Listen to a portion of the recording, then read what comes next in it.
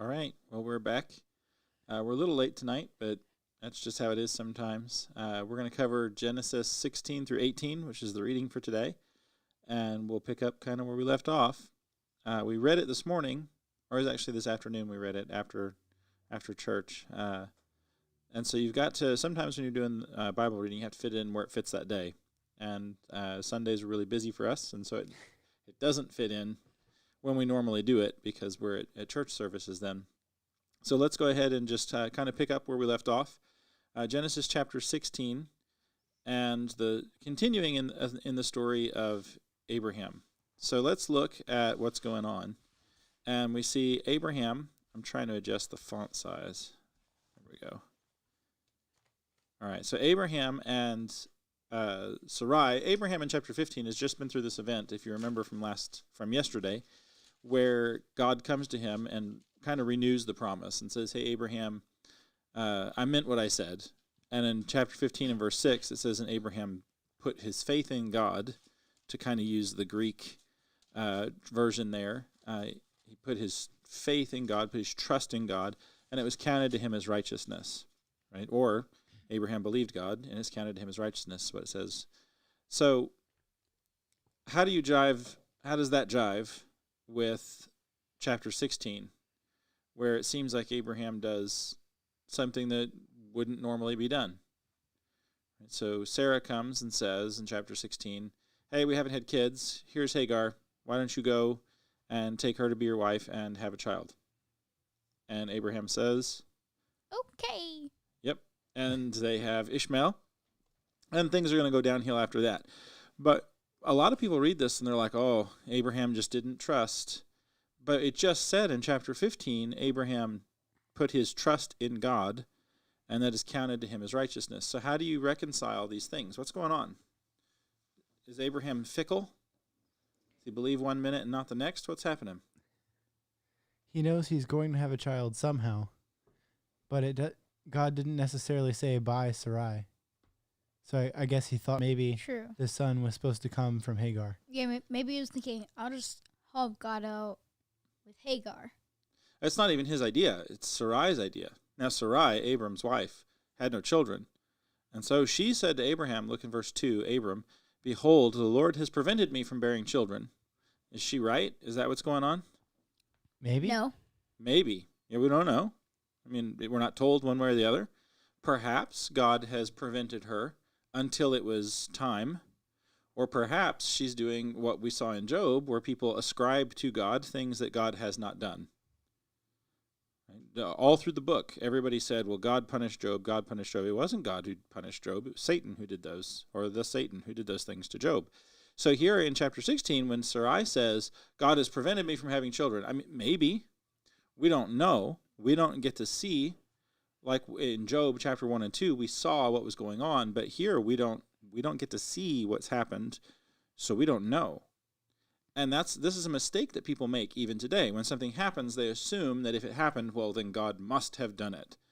When something bad happens, one of the questions people often ask is, why did God do this? Well, not everything that happens is something that God did. Sometimes things happen because people make bad choices. As we saw in Job, sometimes things happen because there are supernatural beings who are interfering or meddling or doing something. And sometimes things happen because God does them. So there's at least three choices. A person could do it, a supernatural being could do it, or God himself could do it. Now, you could always say God allowed it to happen, but that's typically not the question that I hear when bad things happen. I very rarely hear somebody say, how could God allow this to happen? Sometimes you do. And that's a better question. The answer is usually, I don't know, because I'm not God. And trying to read the Almighty's mind is not always a good idea. Right? I can't read human minds. Why in the world do I think I could read God's mind? But here, Sarai seems to be doing what other people do. They just assume that God did it. Did he? I don't know. We'll see. Maybe. So go into my servant, and it may be that I will obtain children by her. So Sarai has the idea that we're going to have this promised child. We're going to get this promised child through Hagar, right? And they do have a child, and this child does have blessings from the Lord, but it's not the child that was promised. And one of the things that we see here, one of the contrasts, is kind of what Jaden said earlier, how they're trying to help God, although I wouldn't necessarily word it like that, but sometimes people do. They want to help God along, and God doesn't need our help. If God wanted Abraham to have a child with Hagar, then God could have directed him to do so. And all along, up until this point, it seems like Abram and Sarai, both believed that the child of promise was going to come from Sarai. And it's just now at this point that they take action. Now, I would argue that their action is based upon their faith. Like you mentioned earlier, Stephen. I don't think it's a lack of faith.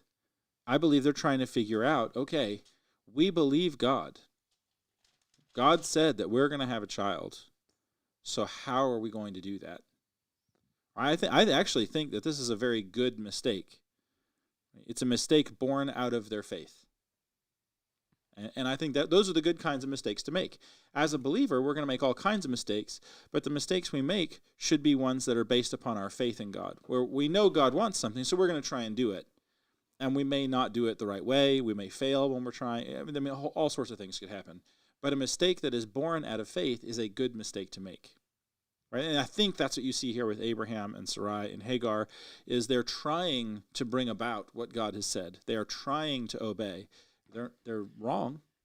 Right? This is not what God had planned. But again, how can they know? They're not God. They can't read God's mind. All they know is God said, yeah, you are going to have a child. And so they start looking around, how is this going to happen? And what seems impossible is actually how God is going to do it. But I couldn't think of a different answer than what they come up with. And when you read the text, like the words that God actually says in chapter 15, he says, your own son shall be your heir. So the options of looking somewhere else, of finding somebody else to be the heir, are not what God tells Abraham. He says, your own son. And, well, according to age, right, it would be uncharacteristic for somebody Sarai's age to have a child at this point. So they're acting out of faith. At least it seems like they are. Right, okay, so that gets us through chapter 16. Well, there's this interaction then between Sarai and Hagar, and she gets mad, and then she blames Abraham. You did this, and may the wrong done to me be on you. Right? All of a sudden, she's angry at Abram. Not a good reaction. Abraham does not have good leadership in this instance. He should have sat everybody down, had a nice conversation, bought them all tea, but he doesn't do that. Right? What does Abraham say? He says, whatever, go do whatever you want. I don't care. Yeah, that's a paraphrase, but it's pretty much the same thing. Do to her as you please. This is not good leadership advice. If Abraham is leading his family here, then he is going to deal with the problem, but he doesn't deal with it. He just says, well, whatever. Do what you want. That's terrible. That's not good conflict resolution. Yeah. Nah, not smart. Okay. So what? Go ahead. Because she's mad, so she's not going to make good decisions. Right. She's going to be vindictive, and she is, to the point where Hagar runs away. The Lord is going to come to her, and the Lord is going to bless Ishmael. So your child is going to be great. How is this a blessing? Because it says, he shall be born wild a donkey of a man, his hand against everyone. Verse 10 is the blessing. Oh. I will multiply your offspring so they cannot be numbered. Right? Very similar. It mirrors what is told to Abraham. So what will be true about Abraham's child, at least in regard to kingdom and number and those types of things, is going to be true in regard to Ishmael. Ishmael is Abraham's son. Right? And so the blessing through Abraham kind of flows over to him also. But the prophecy about the lineage is it's about the conflict that will come between the Ishmaelites and all of the surrounding nations. It's conflict that exists even to this day. Over in the Middle East, the constant tension and fighting and conflict between the various tribes and nations that exist over there, even to this day, it's a result of this, right? Or it comes from this. So the notion or the desire to have peace in the Middle East, we may achieve at various times temporary peace, right? That's possible, but a long-term lasting peace spanning hundreds, thousands of years is probably not going to happen, based off of this. So then how how come down in verse 12 he curses Ishmael? 16 and 12? Yeah. That's not a curse. But he shall be wild, a donkey of a man? He shall be a wild donkey of a man. Yep. He his hand against everyone? Mm-hmm. That's what we were just talking about. It's not a curse. How is that not a curse? A curse is where you bring evil upon somebody. This is just stating what things are going to be like. Right? Not everything that is said is a blessing or a curse. Some things are just predictive. This is just telling you this is what it's going to be like. Okay, like if I were to tell you that, supper is going to be peach cobbler tonight, that might be a blessing. But if I were just going to tell you something in the future, it's not necessarily a blessing. It's just telling you the future. Supper tonight will have green beans and Brussels sprouts and beef Wellington. That actually doesn't sound very bad. But it's not necessarily a blessing. It's just what is. And that's verse 12. Actually, that would be a blessing to have beef Wellington. Yeah. But here, this is just what is. And so what you're seeing here is what we tend to do is we try and make sometimes too much of prophetic statements, and not every prophetic statement is foretelling the future, first of all, and not every prophetic statement is a blessing or a curse. Not every prophetic statement is divine judgment. Sometimes things just are what they are, and God is just telling you. Right? And so there's a sense here in which he's just telling you what the future is going to be like. Okay? Does that make sense? Yep. Yes, Thanks. sir. Yeah. So the reason why I would say it's not a curse is because he is not speaking evil against Ishmael. Like Ham in Genesis after the flood. Okay, that's a curse. When Noah actually says, cursed are you, right? That's a curse. This is just telling you how things are. All right, so chapter 17, what goes on there? Big event. Isaac's birth is promised.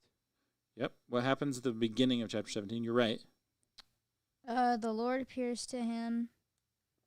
How old is he? And Abram is 99. The Lord appears to him. He makes a covenant between him, and then he renames him. It's the renaming. Yep. And calls That's him what Abraham. we're after. The renaming. God renames Abram to Abraham. We mentioned this before, but we'll say it again. When you're reading through the Bible this year and you come across a passage where somebody is renamed, that's important. Sometimes you'll come across a passage where somebody just has a different name. They had one name, now they got another one. Name changes are a big deal. Take note when names are changed. Take note when God specifically changes somebody's name. That is a significant event.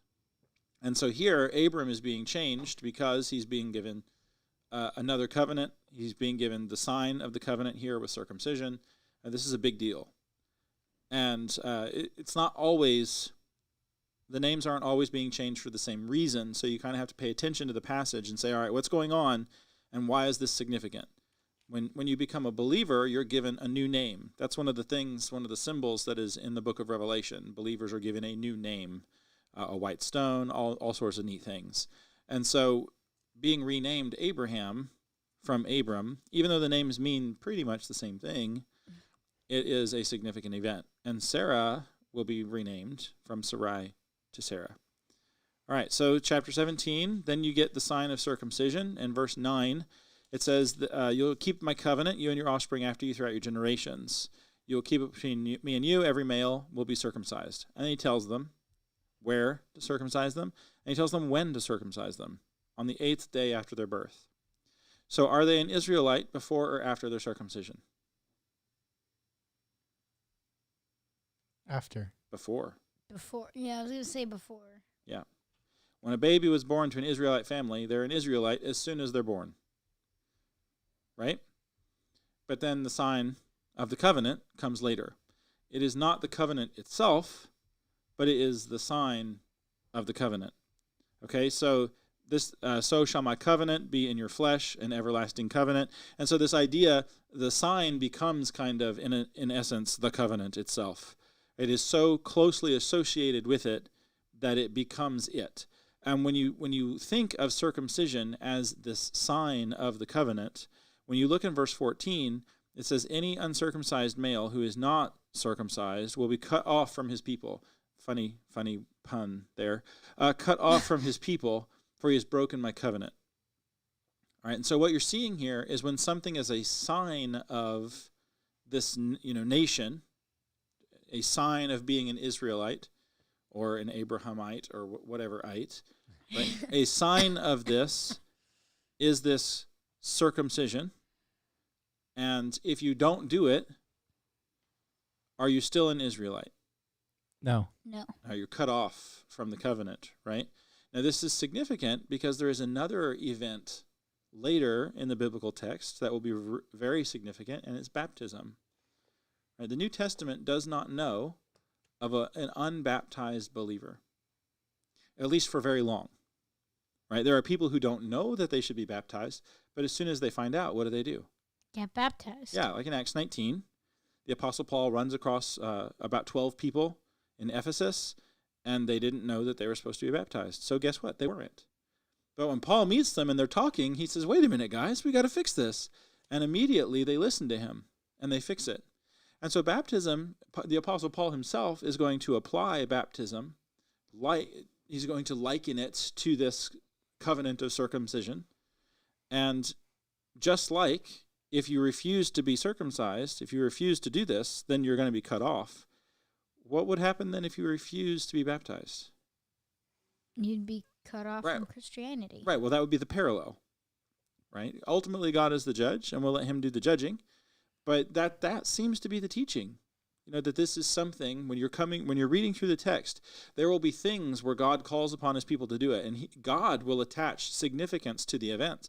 Here, right, this is a medical procedure that takes place on an infant. And God says, if you're not willing to do this, then you can no longer be an Israelite. But what if you did everything else? What if you kept all the dietary laws, you cut your hair the right way, you wore the phylactery, you did everything. You build your parapets, you put the tassels on your clothes, you eat the Passover, you give the tithes, but you don't do this. Is God really going to be so upset that you didn't do this one thing, even though you've done everything else? Is he really going to make you not an Israelite now? Yes. I don't know. I agree with Stephen. Why do I agree with Stephen? Because that's what he said. That's what he said. He said that, right? In verse 14, they will be cut off from his people. He has broken my covenant. And you'll hear people make the same kind of argument with baptism. They'll say, well, I believe, and I do this, and I do that, and I do all these other things. And that's great. It really is. But why won't you listen to what God said with this also? If you're going to listen, if you're an Israelite, and you're going to listen with the parapet and the tassels and the dietary laws, if you're going to listen with all of that stuff, why won't you listen to this too? And really what it does, and this is true with anything God asks us to do, if we ever say, I will do anything, God, except that, then are we faithful? No. Right, and ultimately that's just what this is. Abraham in chapter 15 trusted God, and it was counted to him as righteousness. Well, now when God comes to him and says, hey, all the males in your household, I want you to do this to them, and the babies when they're 8 days old. If Abraham trusts God, what is he going to do? He's going to do it. Right. And ultimately, that's what everything comes down to. It really isn't the action itself that is the test so much as it is a test of your faith. Are you willing to trust the Lord? And repeatedly, every time God comes to humanity and asks people to do something, this is the test. Do you trust the Lord enough to listen to him and do what he says? And that's why the Apostle Paul, over in Romans, is going to make the argument that you're justified through faith. And here in Abraham, we see what that means. He trusts the Lord enough that he's going to be willing to do whatever it is that God says to do.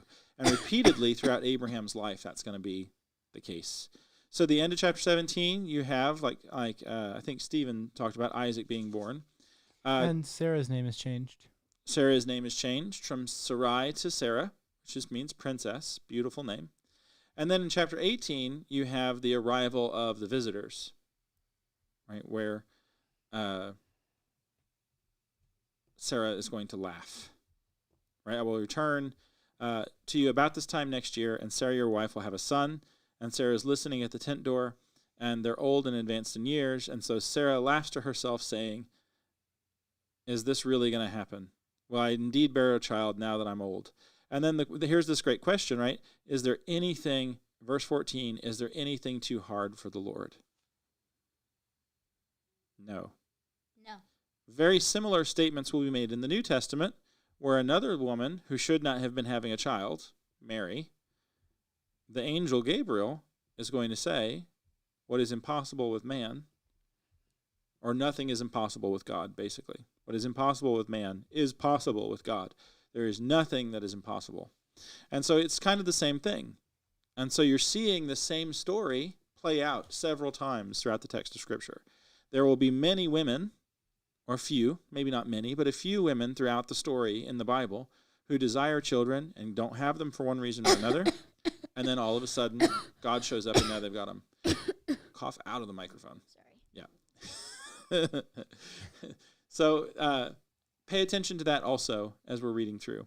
That's enough for tonight. We're out of time, so we'll just pick up next time. There is one thing I want to look at before we leave, and it's actually verse 19 of chapter 18, where he says, this is why he has chosen Abraham. He's about to tell him what's going to happen with Sodom and Gomorrah, which we'll talk some more about tomorrow. But he's going to say, I have chosen him, and this is important, so that he will teach his children to keep the way of the Lord by doing righteousness and justice. So what is the way of the Lord? What is it that God wants us to be as his people? To obey him, be faithful to him, Be and righteous follow and all just. his commandments. Right, well, what's the text say? Right, Stephen gave the answer from the text. What does the text say? Do righteousness and justice. Yes. What is it that God desires for you to do? Do righteousness, do the right thing, and do justice. This is a very significant thing. The prophets are going to continually call people back to this. Justice is treating people the way they should be treated as image bearers of God. All right, so that's where we'll go ahead and leave that there. This is going to be a really big theme when we get to the prophets. It's going to continually come up, and so that'll be something we focus on then. Thanks for doing this with me. Yes, sir. All right, love you guys, and we'll see y'all